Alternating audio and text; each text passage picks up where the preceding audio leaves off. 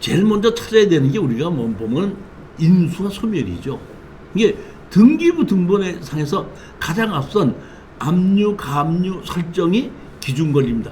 그 기준권리보다 앞서 있을 때는 인수, 후순위는 말소된다 이렇게 되는 건데 여기서 보게끔 되면 뭘 때문에 제가 그러냐면은 기준권리보다 앞선 가등기, 가처분은 우리가 인수될 수 있죠.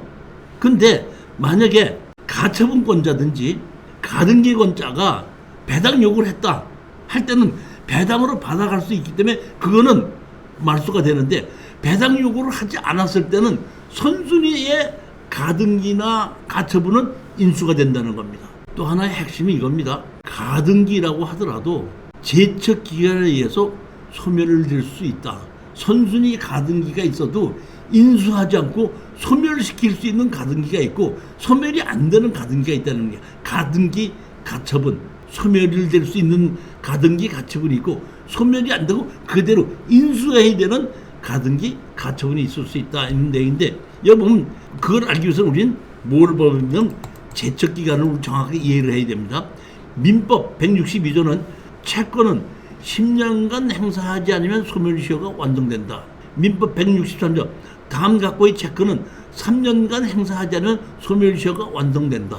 가압류 가처분은 3년간 행사하지 않으면은 그거는 제척기간에 의해서 소멸되고 가등기는 10년간 행사하지 않으면 제척기간에 소멸된다 이런 뜻입니다. 즉 이 얘기는 뭐냐면 가처분, 가압류는 내가 그 사람에게 채권을 회수할 일이 있는데 그 사람이 그거를 내가 법원에 판결을 받아서 회수할 수가 있는데 법원에 판결을 받는 동안에 그 부동산을 매도해 버릴 수가 있지 않습니까? 그러니까 하지 못하게끔 하는 것이 가처분이나 가압류가 되는데 그거를 3년 동안 행사하지 않았다는 얘기는 이건 실질적으로 그런 돈을 받을 게 있다 그래도 소멸시해서 없어지는 거다 이런 뜻입니다. 행사하지 않았기 때문에. 그러니까 기준권리보다 앞선 가압류, 가처분, 가등기, 가처분 이런 것이 있을 때는 3년 이전에 했다고 할 때는 이거는 제척기간에 의해서 소멸이 된다. 기준권리보다 앞선 가등기가 있는데 10년 이상 됐다고 할 때는 이거는 제척기간에서 이 가등기는 소멸될 수 있다.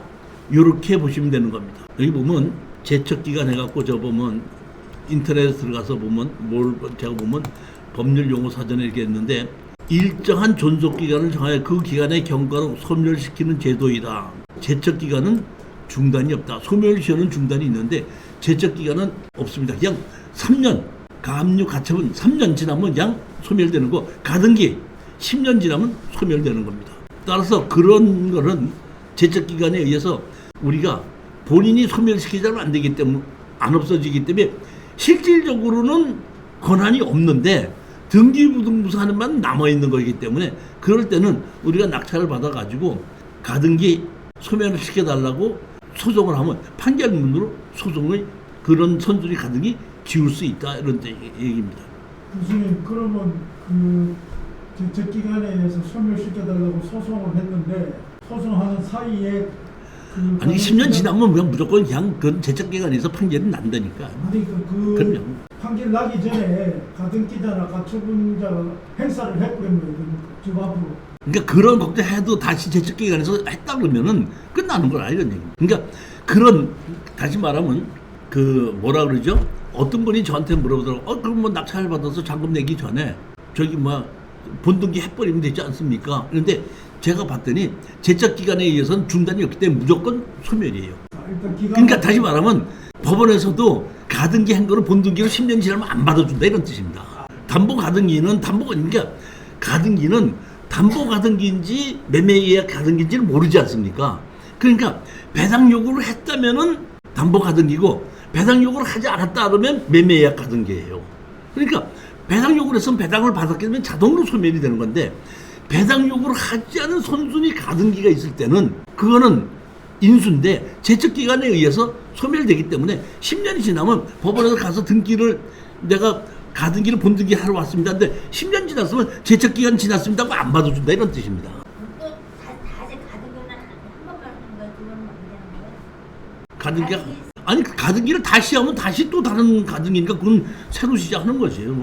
한 사람을 가등기 해놓은 것이 10년이 지났을 때는 제척기간에서 소멸이 된다는 얘기입니다. 근데 등기부 등본에 의해서 만들어지기 때문에 등기부 등본 마음대로 할 수 없기 때문에 법원의 판사님의 판결에 의해서 없앨 수가 있는 거거든요. 그러니까 실질적으로 가등기는 소멸이 돼 있는데 서류상에는 등기부 등본에 남아있는 거란 얘기예요. 그렇기 때문에 판사님한테도 해서 제척기간이 지났으니까 이 가등기를 지워주십시오 하고서 한번 판결을 받아서 등기소에 갖다 주면 등기소에서 그 선순위 가등기를 말소를 해준다 이런 얘기입니다. 18페이지 보시면 점유가 불가능한 부동산.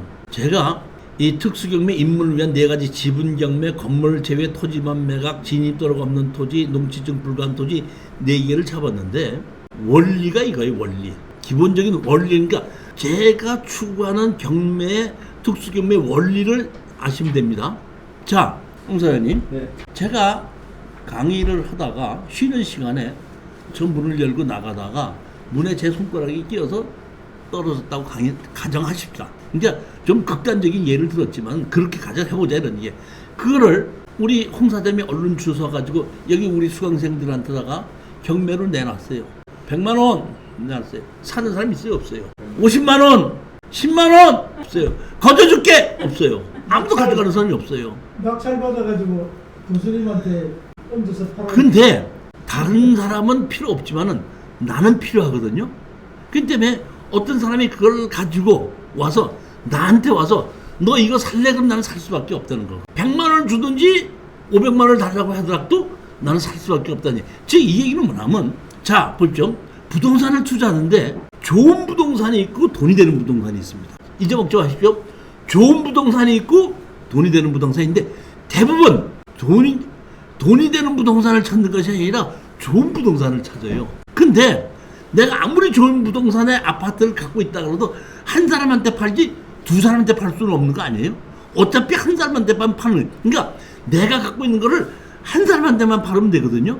그러니까 여러 사람이 필요한 것은 좋은 부동산이고 한 사람만 필요한 것은 돈이 되는 부동산입니다. 왜? 다른 사람들은 그거는 아무도 쳐다도 안 보는 부동산이기 때문에. 그러니까 그런 것을 사서 그 관계자한테, 그러니까 몸이라 그러면 몸의 일부가 떨어져 나온 걸 싸게 사서 그거를 몸 주인한테다가 다시 팔고 빠져나오자는 것이 제 특수경매의 기본 원칙이 그거예요. 그러다 보면 거기에 보면 지분경매도 있고 건물매각 제외도 있고 진입도로가 없는 토지도 있고 농지증을 안 주는 것도 있는데 지분경매 핵심이 그겁니다. 지분으로 5분의 1씩 다 갖고 있어요. 그렇지만 실질적으로 보면 주인 노릇을 하는 사람이 누가 한 사람은 있지 않습니까? 그러면 제가 아까 5분의 1씩 다 갖고 있는데 5분의 1에 누가 갖고 있냐면 거기에 모친이 살고 계신 겁니다. 근데 자식들이 상속을 받은 상속들은 서울에서 살고 있고 그 시골에 있는 그거는 모친이 혼자서 살고 계신데 그분은 상속을 해서 5분의 1만 갖고 있습니다. 그렇지만 실질적으로는 그 모친이 주인 노릇을 하고 살고 있는 거죠. 근데 서울에 있는 아들 집은 내가 5분의 1을 샀어요. 사가지고 아까 제가 민법에서 지분은 뭘 할 수 있다 그랬죠? 분할을 요구할 수 있다 그랬죠. 그러면 제가 그 부분을 현재 주인 노릇을 한 사람을 주인 노릇을 못하게끔 하고 제3자가 들어갈 수 있게끔 만들었으니까 현재 주인 노릇을 한 사람이 그대로 주인 노릇을 계속해서 하려면 내 5분의 1을 살 수밖에 없지 않냐 그겁니다. 예전에 제가 투자했던 것이 그겁니다. 그때 8분의 1이었는데 거기 모친이 살고 있었어요. 모친이 살고 있었는데 낙찰을 받아가지고 현장을 갔더니 뭐 나 돈도 없고 아무것도 없고 몸도 아픈데 뭐 날 보고 어떠라고 마음대로 해 알았습니다 해가지고 그 집을 8분의 1을 낙찰을 받은 것을 다 팔아서 나누자고 경매로 집어넣습니다. 경매로 집어넣으면 다 송달이 돼야 된다 그랬죠. 그러니까 8분의 1을 낙찰 받은 사람 나 빼놓고 7명에게 다 송달이 됐는데 거기 살고 계신 모친한테도 송달이 됐지만 또 누구한테도 송달됐죠? 제일 큰 며느리한테도 송달이 됐죠. 큰아들한테. 큰아들이 뭐 법원에서 오니까 이게 뭔가 봤더니 자기 시어머니가 살고 있는 그 집을 어떤 사람이 경매로 8분의 1 받아서 다 팔아서 나누자고 하다 보니까 다 팔아서 나누면 그 시어머니가 누구네 집에 오죠? 큰 며느리 집에 온다는 것을 알게 되다 보니까 그 큰 그 며느리가 법무사청에서 바로 연락이 왔어. 그 집은 얼마에 파시겠냐. 이게 아까 제가 얘기한 손가락 떨어진 걸 멈추는데 다시 팔고 하는 가장 기본 원칙이 그런 거예요, 보면. 그러니까 항상 보면 이런 지분 경매나 이런 거나 특수 경매 할 때는 주인 노릇을 한 사람이 누가 있는가. 그리고 주인 노릇을 하는 사람이 경제적 능력이 없으면은 사고 싶어도 안 사는 게 아니라 못 사는 거예요.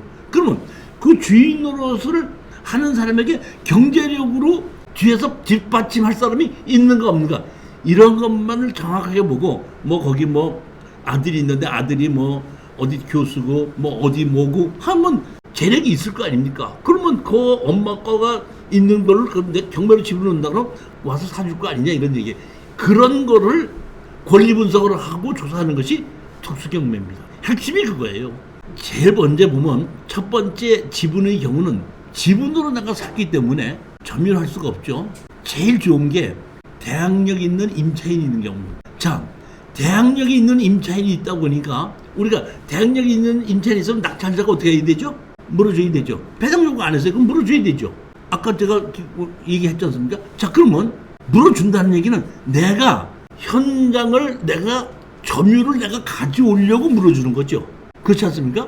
자, 그런데 5분의 1 지분으로 낙찰을 받았거든요. 선순위 임차인이 있어도 없어도 내가 인수 점유해요, 못해요?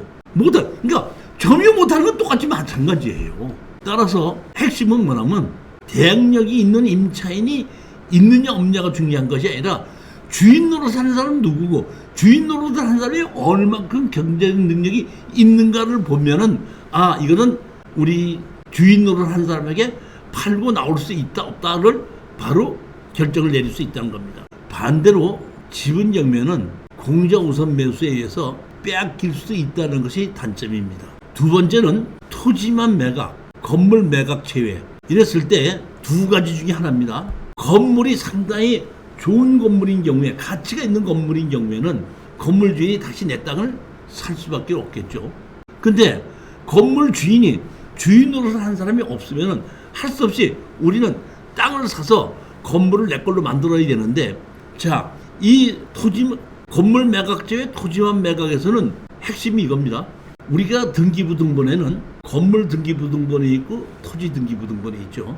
그러면 토지와 건물 주인이 한 사람인 경우에는 제대로 가격을 받을 수가 있는데, 건물 주인과 땅 주인이 다르게끔 되면은 땅도 가격이 떨어지고 건물도 가격이 떨어집니다. 그러니까 땅 주인과 건물 주인이 다른 거를 가격이 떨어졌을 때 땅 사고 또 가격이 떨어졌을 때 건물을 사서 두 개를 하나로 만들어서 정상적으로 만들어서 팔자는 것이 건물 매각 제외 토지만 매각입니다. 여기서 제가 오랫동안 해보면서 가장 중요한 것은 이런 거더라고요. 경매가 진행이 될 때 감정평가사는 땅의 평당 100만 원에서 100평이니까 1억, 건물은 얼마짜리 진 거니까 3천만 원, 4천만 원 이렇게 써서 토지 매매 감정가격 1억, 건물 가격 4천, 1억 4천 경매가 시작이 됩니다. 그러니까 1억 4천의 경매가 시작돼서 한 번 떨어지면 약 1억 천 정도로 떨어지죠. 1억 천 정도로 떨어졌을 때 사서 낙찰 받아서 공인중개사한테 팔아달라. 감정가는 얼마인데? 1억 4천인데 1억 천에 받아서 팔아달라 하고 갔더니 감정평가사는 건물을 4천만 원을 쳤는데 공인중개사가 이래요. 아, 여기서는요 건물 가격은 안 치고요 땅만 가격을 쳐서 매매를 합니다. 이런 건물이 있고 영업으로 펜션이나 상가나 이렇게 해서 빌려줘서 월세가 나오는 것은 건물 가격을 칩니다. 근데 그렇지 않고 시골에 이런데 서울에 어디 뭐 일반 주택이 20-30년, 30-40년 지어준 거 있는 거에 땅은 1,000만 원, 2천만 원 가고 그 건물도 감정 가격이 4천, 5천 가는데 실질적으로 낙찰을 받아서 팔으려고 하면은 건물 가격은 안 칩니다. 하는 것이 있기 때문에 우리는 낙찰 받았을 때 감정평가사는 건물 가격을 평가하지만은 우리가 매매할 때는, 매도를 할 때는 건물 가격을 칠 수 있는 건물이냐 칠 수 없는 건물이냐를 정확하게 구별할 줄 알아야 된다는 겁니다.